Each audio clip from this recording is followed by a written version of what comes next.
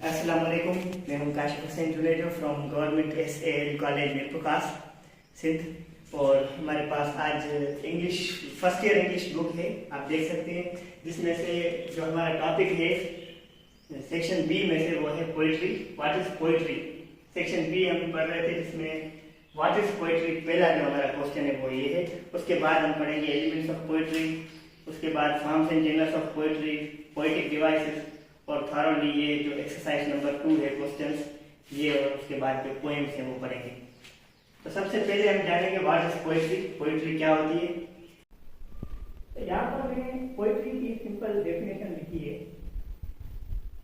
A verbal और written expression of feeling, यानी कि ज़बानी, एक ज़बानी मुंह ज़बानी जो इंसान अपने ख्यालात का इजहार करे या तहरीरी शक्ल में किसी ख्यालात का इजहार करे, तो और वो किस स्टाइल में हो, आगे डेफिनेशन को बढ़ाते हैं। एंड आइडिया, फीलिंग के आइडिया, ख्यालात इन एन इमेजिनेटिव स्टाइल, एक इमेजिनेटिव स्टाइल में, मतलब किसी चीज की पिक्चर आप खींच रहे हैं। फॉर एग्जांपल कोई भी चीज, तो किसी भी चीज की आप मंजर निगारी कर रहे हैं, जैसे कि तो in this way with distinctive rhyming rhythm and metre is called poetry.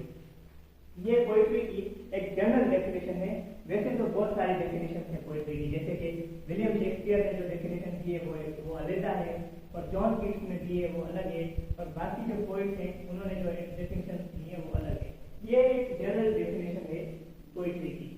कि एक बार फिर मैं दोहराऊंगा आप टू मेक यू अंडरस्टैंड कि पोएट्री अ वर्बल और रिटन एक्सप्रेशन। अब ये इन दो बातों पर ध्यान दें आप कि अपने ख्यालात या आइडियाज का जो इजहार है वो हम मुंह ज़बानी करें या तहरीरी शक्ल में करें, तो हम उसको इमेजिनेटिव स्टाइल में, यानी कि मतलब किसी चीज की मंजर निगारी करें हम, तो उसमें और दूसरी क्या चीजें हो, राइम भी हो, यानी कि rhyme verse.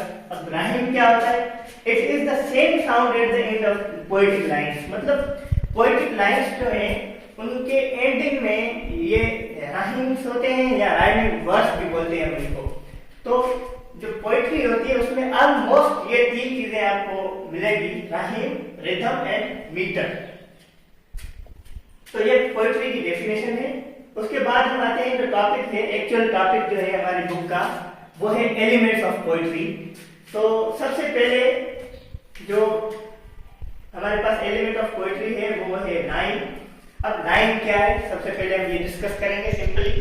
A unit of language that runs horizontally across the page containing number of syllables and number of stresses। कि एक लैंग्वेज का एक ऐसा यूनिट है, ये लाइन क्या है, लैंग्वेज का यूनिट है जो हॉरिजॉन्टली यानी कि लाइक वाइज, फॉर एग्जांपल ये जो चीजें आपको जितनी भी लिखी हुई नजर आ रही है ये हॉरिजॉन्टल है, ना ही वर्टिकल है। अगर आप वर्टिकल जाएंगे तो आप इसको कॉलम कहेंगे, हॉरिजॉन्टल नहीं कहेंगे, फिर ये लाइन नहीं होगी। लाइन हमेशा हॉरिजॉन्टली अक्रॉस द पेज होती है। तो ये है लाइन। अच्छा, उसमें दूसरा इस डेफिनेशन में क्या है कि सिलेबल्स है, स्ट्रेस है, सिलेबल्स है एंड नंबर ऑफ स्ट्रेसेस।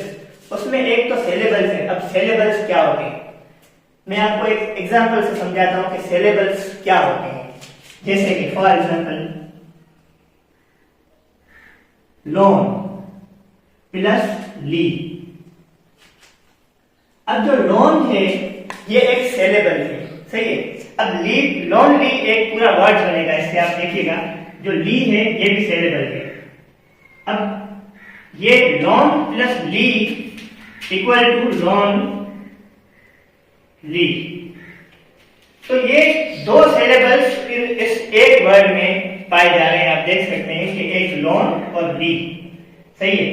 तो ये लॉन ली वर्ड हो गए। तो ये होते हैं सिलेबल्स। अच्छा, स्ट्रेसेस। अब स्ट्रेसेस भी हो सकते हैं किसी भी लाइन में। फॉर एग्जांपल जैसे कि हमने एग्जांपल यहाँ पर लिया है, इस लाइन का एग्जांपल लेंगे। जो भी हम figurative speech elements of poetry पढ़ेंगे उसका एग्जांपल हम देते जाएंगे। कोई कुछ एग्जांपल्स हमारी बुक में मौजूद थे और कुछ हमने अपनी तरफ से लिखे हैं। अब देखें stresses. This is thus in the winter stands the lonely tree. ये एक एग्जाम्पल है। अब इसमें देखिए कि नीचे लिखा हुआ है, ये हमारी बुक का ही एग्जाम्पल है। This verse has 10 syllables are 5 meters. अब इस वर्स में या इस पोएटिक लाइन में क्या है? 10 syllables है, 10 यानी कि पूरे syllables हैं, और 5 क्या है? स्ट्रेसेस हैं या मीटर्स हैं। अब देखें 10 एक सिलेबल, इन 2, द 3, विन 4 और प्लस द इसी वर्ड में 2 सिलेबल है, तो ये 4 और 5 हो गए। उसके बाद स्टेम्स 1 है 6, द 7, लोन 8 और प्लस ली 9, और ये जो ट्री है लास्ट वर्ड या लास्ट सिलेबल, ये लास्ट सिलेबल है, तो ये 10 सिलेबल्स है। अब हम आते हैं, ये सिलेबल्स तो हमने इस लाइन में देख लिए एग्जाम्पल के मुताबिक। अब हम आते हैं जो स्ट्रेसेस हैं, ये सिलेबल हमने काउंट किए, तो सिलेबल कितने हैं? 10 हैं हमारे पास। अब हम मीटर्स जो हैं उन पर आएंगे कि इसमें मीटर्स कितने हैं। अब मीटर्स क्या होते हैं? स्ट्रेस सिलेबल होते हैं, स्ट्रेस सिलेबल या अनस्ट्रेस्ड सिलेबल, सही है, उनको हम मीटर्स कहते हैं। तो देखें जो 10 है इसमें 10 एक, और विल नहीं है यहाँ पर, टर। मैंने ये जो गोल शो किए हैं होल्स, इसका मतलब है कि ये जो वर्ड है ये स्ट्रेस है, स्ट्रेस है, या ये सिलेबल जो है ये स्ट्रेस है, और ये टर है ये भी स्ट्रेस है, और ये स्टेम्स ये भी स्ट्रेस है। अब 3 हो गए, 10 टर स्टेम्स। अब चौथा ली, इसमें मैंने आपको बताया कि ली, तो ये ली है चौथा, ये मैंने गोल से शो किया है यहाँ पर। उसके बाद है ट्री, ये 5 मीटर्स है इसमें। अब हम आते हैं दूसरा जो हमारा टॉपिक, दूसरा जो हमारा एलिमेंट ऑफ पोएट्री है वो है फुट। अब फुट क्या है? A formative measuring unit in poetry that is made up of stressed and unstressed syllables. के पोएट्री का एक फॉर्मेटिव यूनिट सही है, जिसमें जो किससे बना हो? स्ट्रेस्ड सिलेबल भी हो जिसमें, और अनस्ट्रेस्ड सिलेबल भी हो।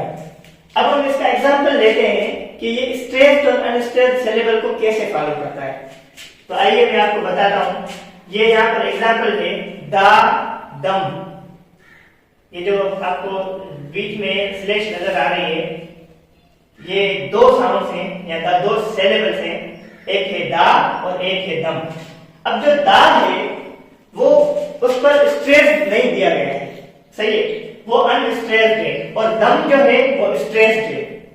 जैसे कि मैं आपको ये लाइन पढ़कर बताता हूं, इससे ज्यादा आपको क्लियर होगा। दा इज एन अनस्ट्रेस्ड सिलेबल, ये एक अनस्ट्रेस्ड सिलेबल है दा। उसके बाद ये डिनोट, इसको हम कैसे करते हैं? डिनोटेड बाय यू से हम इसको डिनोट करते हैं, सही है। उसके बाद them is an stressed syllable denoted by slash, ये पंक्चुएशन मार्क्स के हिसाब से स्लैश होती है। स्लैश से हम स्ट्रेस्ड सिलेबल जो होते हैं उनको शो करते हैं, और यू से अनस्ट्रेस्ड सिलेबल को शो करते हैं। तो ये एक दो जो है सो हमारे पास सिंबल्स हैं। अब इसमें देखें कि ये स्ट्रेस्ड है, तो ये है फुट। उसके बाद हम आते हैं मीटर। तो मीटर हम किसे कहते हैं? ये थर्ड हमारा एलिमेंट ऑफ पोएट्री है, the rhythmic pattern created by the syllables in a line of verse. कि पोएटिक लाइन में एक रिथमिक पैटर्न, मतलब जो क्रिएट किया गया हो। रिथमिक पैटर्न किस चीज से क्रिएट किया गया हो? फॉर एग्जांपल कोई पोएट्री होती है, उसमें हमेशा जो वर्ड्स होते हैं, जो राइम्स होते हैं, उनमें स्ट्रेस या स्ट्रेस जो होते हैं देने से हम करते हैं, मतलब सिलेबल को स्ट्रेस करके जो है सो बनाते हैं। जैसे कि फॉर एग्जांपल मैंने आपको पहले बताया कि जो राइम्स हैं यहाँ पर थॉट, विल, स्किल, तो इस तरह से ये रिदम क्रिएट होता है in a line of word, measuring in feet unit of stressed and unstressed syllable, सही है। फीट जो कि स्ट्रेस और अनस्ट्रेस सिलेबल का यूनिट है। अब मीटर आपको समझ में आ गया। आप देखें कि एक एग्जांपल लेते हैं मीटर का। ये सोनेट है विलियम शेक्सपियर का, जिसके हमने ये एग्जांपल दिया है। Shall I compare thee to a summer's day, सही है। अब इसमें सब दिस वर्ड अब नीचे लिखा हुआ होता है हमेशा। जब मेजरिंग होती है किसी भी एलिमेंट की, तो उसके नीचे लिखा हुआ होता है कि उसमें सिलेबल कितने हैं और दूसरा मीटर कितने हैं। अब देखिएगा, सिलेबल इसमें 10 सिलेबल है। दिस वर्ड कंटेन्स 10 सिलेबल्स और एंड 5 मीटर्स। इसमें 10 सिलेबल्स हैं और 5 मीटर्स हैं। अब देखें कैसे। शैल आई, ये सिलेबल काउंट कर रहा हूं मैं पहले। कम पेयर 1 2 3 4, डी 5, सी 6 7, और ये समर सम 8 और प्लस मर ये हो गए 9, और डे ये हो गए 10 सिलेबल। और 5 जो है इसमें क्या है, मीटर। अब मीटर हम देखते हैं कैसे है। सबसे पहले तो ये मैं गोल से शो करूंगा मीटर को। शल जो है वो है 1, और पेयर 2, और दी कितने हो गए 3, मर ये हो गए 4, और डे ये 5 मीटर है इस लाइन में या इस वर्स में आप कह सकते हैं, क्योंकि ये पोएटिक लाइन है तो हम वर्स कहेंगे, क्योंकि पोएटिक लाइन का दूसरा नाम वर्स भी है। अब हम आते हैं चौथे एलिमेंट ऑफ पोएट्री पर, जो है stanza. A group of poetic lines containing distinctive types। Simply हम स्टैंजा को कैसे बयान करते हैं कि ये एक ग्रुप ऑफ लाइन्स होता है, ग्रुप ऑफ पोएटिक लाइन्स होता है, सही है। स्टैंजा जिसमें मुख्तलिफ किस्म की लाइन्स आती हैं। फॉर एग्जांपल मुख्तलिफ किस्म के स्टैंजा आते हैं, जैसे कि कोई स्टैंजा 6 लाइन का है, और कोई स्टैंजा हमारे पास 8 लाइन का है, कोई स्टैंजा हमारे पास 3 लाइन का है। तो उनके मुख्तलिफ से नाम भी है, ये भी आपको अगली वीडियो में बताते चलेंगे हम। जैसे कि जो 6 सस्टेट, अब ये कितने लाइन की स्टैंजा है, 6 लाइन, और सबटेक्स्ट 7 लाइन की स्टैंजा, ऑक्टेव 8 लाइन, टर्सेट या ट्रिपलेट ये 3 लाइन, और कपलेट 2 लाइन, जिसको हम शेर भी बोलते हैं उर्दू में, क्वार्टेट 4 लाइन स्टैंजा, और पॉइंटेड 5 लाइन की, और सोनेट जो है वो आपको पता है कि दैट इज वेल नोन के इसकी मीनिंग जो है कि लिटिल सॉन्ग, लिटरल मीनिंग, और जो लाइंस होती है इसमें 14 लाइंस होती है। अब 14 line stanza is called sonnet. अब हम आते हैं 5वें एलिमेंट ऑफ पोएट्री की तरफ, जो बहुत ही सिंपल और मशहूर है, Rahim. It is the same sound at the end of poetic lines, कि जो सेम साउंड होता है at the end of poetic lines, कि वो क्या होता है, राहिम होता है। अब मैंने आपको ये एग्जांपल में ये समझाया है कि ये जो राहिम से ये कैसे है। सबसे पहले मैं आपको स्टैंजा का एग्जांपल देना भूल गया।